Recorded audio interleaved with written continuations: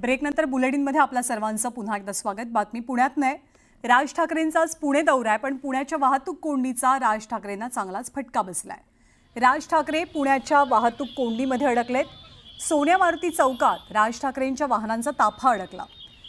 ही वाहतूक कोंडी सोडवताना आणि गाड्या दूर करताना पोलिसांची मात्र चांगलीच दमछाक झाली। त्याचे दृश्य आपण पाहतोय। विविध कार्यक्रम, पक्षबांधणी संदर्भातले आणि पदाधिकाऱ्यांच्या भेटीगाठींसाठी राज ठाकरे पुणे दौऱ्यावरती आहेत, पण पुण्यातल्या वाहतूक कोंडीचा राज यांना चांगलाच फटका बसल्याचं दृश्य दिसतंय। सोन्या मारुती चौकात जेव्हा त्यांच्या गाड्यांचा ताफा पोहोचला तेव्हा वाहनांची प्रचंड गर्दी झालेली होती आणि यातच राज ठाकरेंची गाडी सुद्धा अडकली। अर्थात पोलिसांचा ताफा त्यांच्यासोबत आहे, पण ही सगळी वाहतूक कोंडी सोडवताना पोलिसांच्याही नाकी नऊ आले। अभिजित पोते आपल्याला अधिक माहिती देतील। अभिजित, नेमकं काय घडलं?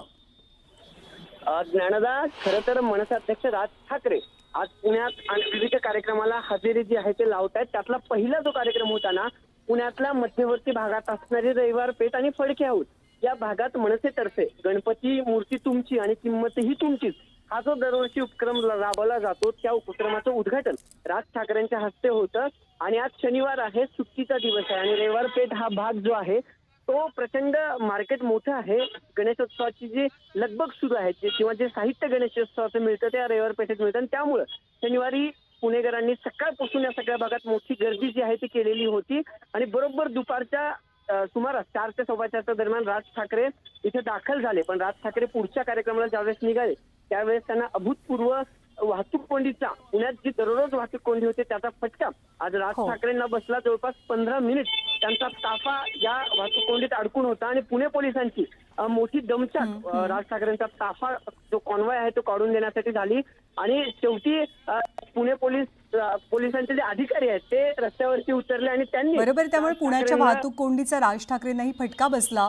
मुंबईतली रस्त्यांची दुरवस्था आणि मुंबईतली वाहतूक कोंडी याबद्दल नुकतीच त्यांनी मुख्यमंत्र्यांची भेट घेतली आहे, त्यामुळे पुण्यातल्या अनुभवाबद्दल सुद्धा ते मुख्यमंत्र्यांना काही सांगतात का, काही सूचना करतात का, हेही पाहावं लागेल। धन्यवाद अभिजित या माहितीबद्दल। राज ठाकरे फुलेवाड्यात पोहोचलेले आहेत। सावित्रीबाई फुले, ज्योतिबा फुले यांच्या स्मृतींना कार्याला ते वंदन करतील आणि त्यानंतर पुणे दौऱ्यातल्या पुढच्या भेटीगाठी होणार आहेत। पण मध्ये जेव्हा सोन्या मारुतीच्या मंदिर चौक परिसरामध्ये राज ठाकरे होते तेव्हा त्यांच्या गाड्यांचा ताफा मात्र वाहतूक कोंडीमध्ये अडकलेला होता। पुण्याच्या ट्रॅफिकचा राज ठाकरेंना सुद्धा चांगलाच फटका बसला। गणपती तुमचा, किंमतही तुमचीच हा एक विधायक उपक्रम राज ठाकरेंच्या एका कार्यकर्त्यानं सुरू केलाय। त्याला गेल्या काही वर्षांपासून प्रतिसादही चांगला मिळतोय।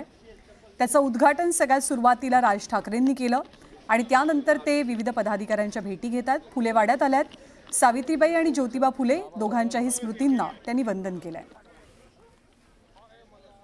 वैभव सोनवणे पुन्हा एकदा आपल्यासोबत आहेत। वैभव, हा दिवसभराचा दौरा नेमका कसा असेल राज ठाकरेंचा?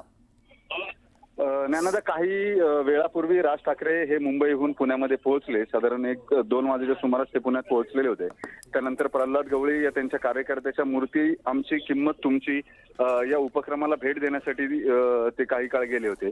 साधारण 10 मिनिटं तिथे थांबल्यानंतर ते फुलेवाड्याकडे रवाना झाले। मात्र येताना रस्ता अत्यंत चिंचोळा आहे। लक्ष्मी रोडने येताना त्यांना काही काळ वाहतूक कोंडीचा सामनाही करावा लागला। साधारण 4 ते 5 मिनिटं त्यांची गाडी जी आहे ती वाहतूक कोंडीमध्ये अडकलेली होती। मूळ पेठांचा अत्यंत चिंचोळ्या रस्त्याचा हा सगळा परिसर होता। तिथून ते आता काही मिनिटांपूर्वी फुलेवाड्याला आले। इथं महात्मा फुलेंच्या समाधीचं त्यांनी दर्शन घेतलं, अभिवादन केलं इथं आणि आता ते सावित्रीबाई फुले सभागृहामध्ये कार्यकर्त्यांना संबोधित करण्यासाठी पोहोचतायत। साधारण 1-2 मिनिटांमध्ये ते या सभागृहामध्ये पोहोचतील आणि त्यानंतर ते कार्यकर्त्यांना मार्गदर्शन करतील। या मार्गदर्शनादरम्यान ते काय बोलतायत, महापालिका निवडणुकांसंदर्भात एखादं भाष्य करतायत का, हे पाहणं महत्त्वाचं असेल। वैभव, धन्यवाद, ताजी माहिती जाणून घेत राहू।